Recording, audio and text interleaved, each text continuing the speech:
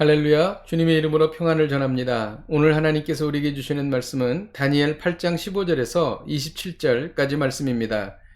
나 다니엘이 이 환상을 보고 그 뜻을 알고자 할 때에 사람 모양 같은 것이 내 앞에 섰고 내가 들은즉 을레강 두 언덕 사이에서 사람의 목소리가 있어 외쳐 이르되 가브리엘아, 이 환상을 이 사람에게 깨닫게 하라 하더니 그가 내가 선 곳으로 나왔는데 그가 나올 때에 내가 두려워서 얼굴을 땅에 대고 엎드리매 그가 내게 이르되 인자야 깨달아 알라, 이 환상은 정한 때 끝에 관한 것이니라.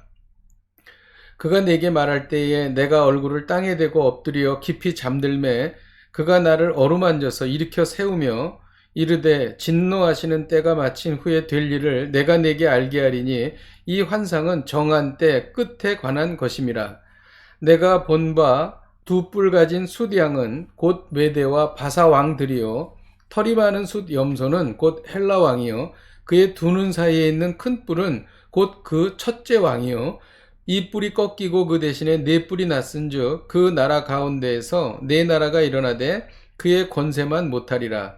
이 네 나라 마지막 때에 반역자들이 가득할 즈음에 한 왕이 일어나리니 그 얼굴은 뻔뻔하며 속임수에 능하며 그 권세가 강할 것이나 자기 힘으로 말미암은 것이 아니며 그가 장차 놀랍게 파괴행위를 하고 자의로 행하여 형통하며 강한 자들과 거룩한 백성을 멸하리라.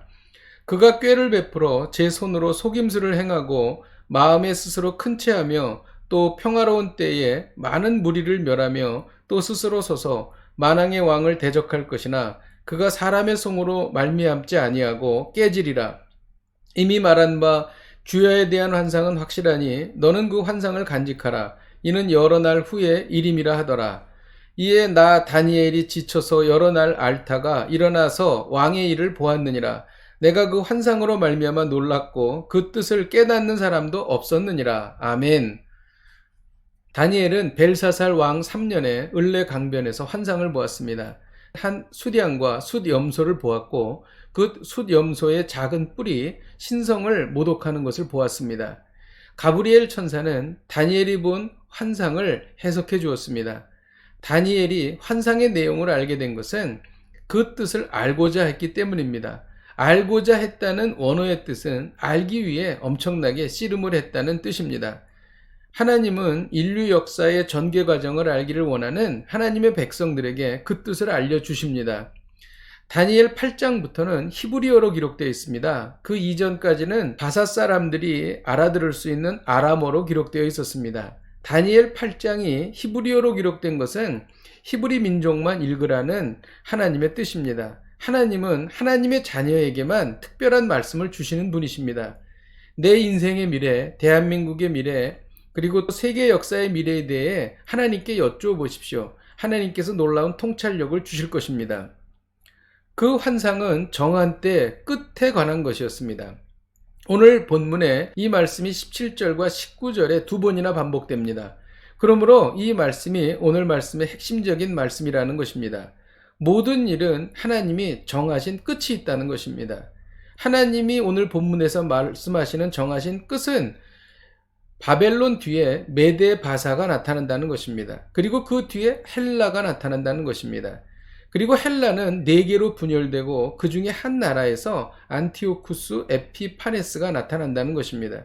이는 적그리스도를 상징합니다. 안티오쿠스 에피파네스는 뻔뻔하고 속임수가 능하며 거룩한 백성을 멸하는 자였습니다.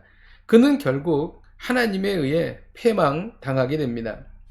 최후의 승리는 하나님의 백성의 것이라는 것이죠.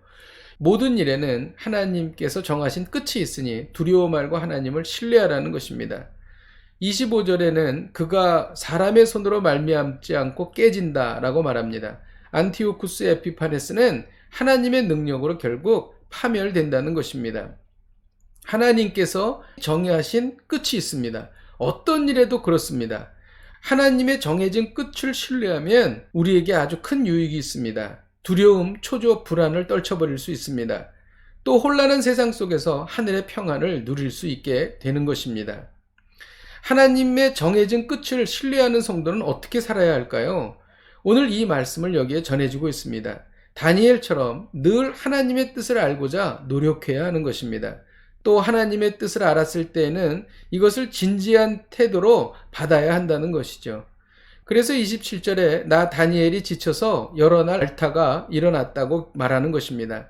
그가 하나님의 말씀에 대해 매우 진지하게 받아들였다는 것입니다.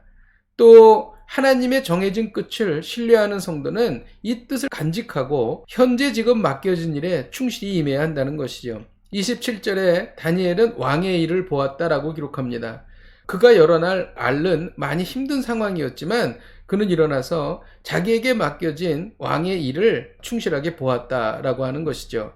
기억하십시오. 모든 일에는 하나님의 정해진 끝이 있으니 두려워 말고 하나님을 신뢰하십시오.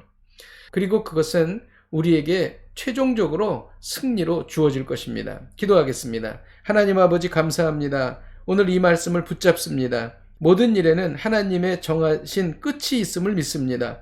그 끝은 우리에게 소망이요 기쁨인 줄로 믿습니다. 당장 어렵고 힘들더라도 하나님의 정하신 끝을 신뢰하며 소망을 갖게 하여 주옵소서. 예수님의 이름으로 기도하였습니다. 아멘. 할렐루야. 오늘도 평안을 누리시고 승리하시기를 주님의 이름으로 축복드립니다.